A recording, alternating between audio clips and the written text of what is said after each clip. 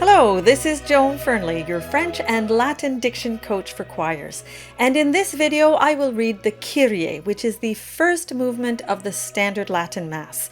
And you'll find the other parts of the Mass in the description box below, along with my extensive pronunciation guide to Italianate Ecclesiastical Latin, which is the pronunciation that I use here in these videos. Now, the Kyrie is the very first prayer of an actual Mass, and it's a moment of humility and a call for divine mercy in preparation for the rest of the Mass. And it's only made up of 3 lines, and those 3 lines only contain 3 words. But composers will expand on the theme of longing for mercy, and the text will be repeated over and over again. And you think that would make your life easy, but it doesn't, because those 3 words are a diction minefield, and of course you're repeating the words over and over. So in this video, rather than simply doing a reading, since we only have 3 words, I am going to break down the pronunciation of those words. Now, keep in mind that regardless of whether sacred texts were put to music for the concert stage or the church itself, singers and conductors do not need to share the same beliefs as expressed in those texts. Rather, we can all share in the human condition that is behind those texts. And of course, speaking of sharing, if you like what I do, like, share, and subscribe. Comment below. Let me know what you don't like, what you'd like me to do in future videos. So now, without any further delay, let's get started on the Kyrie.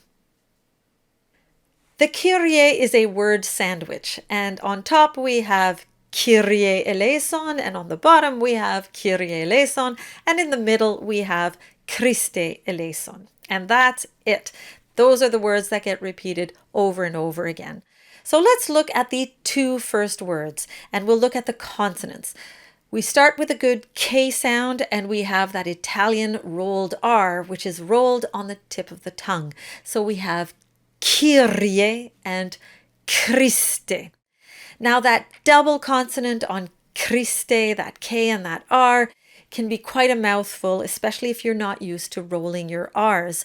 So do take the time to practice that. So you might start by simply doing riste and just drop the K altogether, practice rolling the R, and then bring the K in.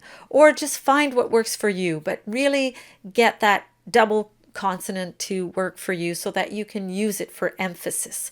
Christe. Now, you probably notice as well that behind the K sound is this air explosion, Kyrie.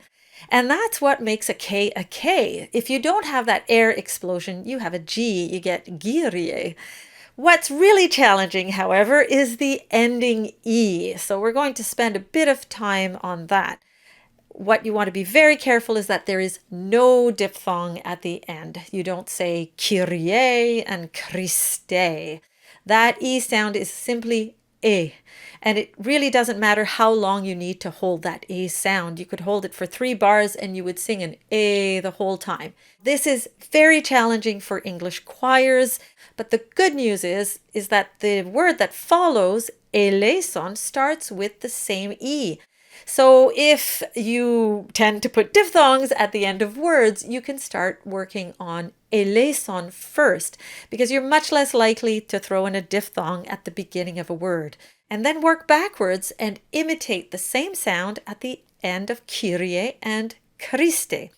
The other challenge is the next syllable, the LEI symbol, and how to pronounce that. I went over that quite extensively in my pronunciation guide, but it's well worth looking at this again here. And I have 2 examples, because you might find this in the same score.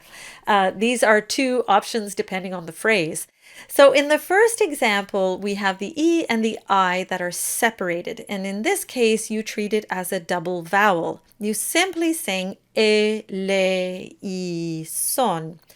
So there's no guesswork. It's all laid out for you, and it is definitely a double vowel. In the second example, however, we have LEI written out together, despite the fact that you have an extra note that follows.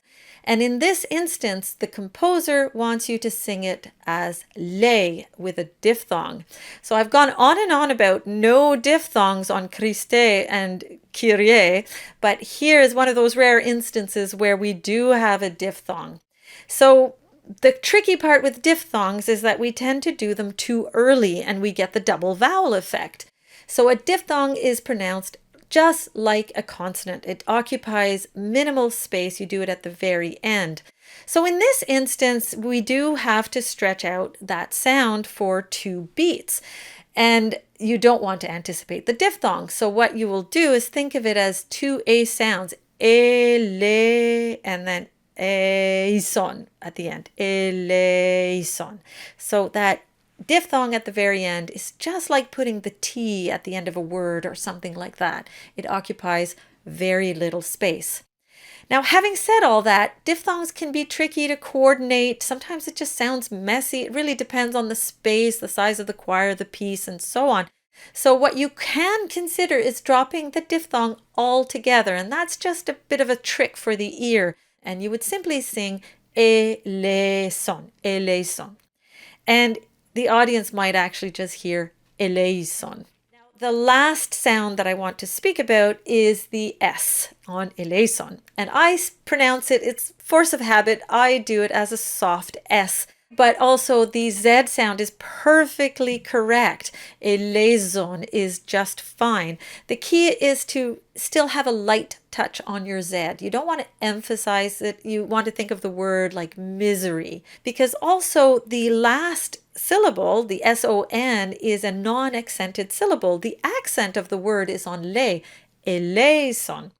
So the Z is a voiced consonant and it can cause too much emphasis. So singers sing eleison and it gets very heavy. A piece of advice is to, in rehearsal especially, is to ask the choir to sing an S. And that might help alleviate the extra accent that is put on the end of the word. You can always throw it back in once the choir has gained confidence with the notes and the phrasing, and you can throw a little bit of it back in. Eleison. Well, there you have it, the Kyrie. Do check the other parts of the Mass in the description box below, along with my pronunciation guide. Thank you for watching. Like, share, and subscribe. Comment below, and I will see you in the next video.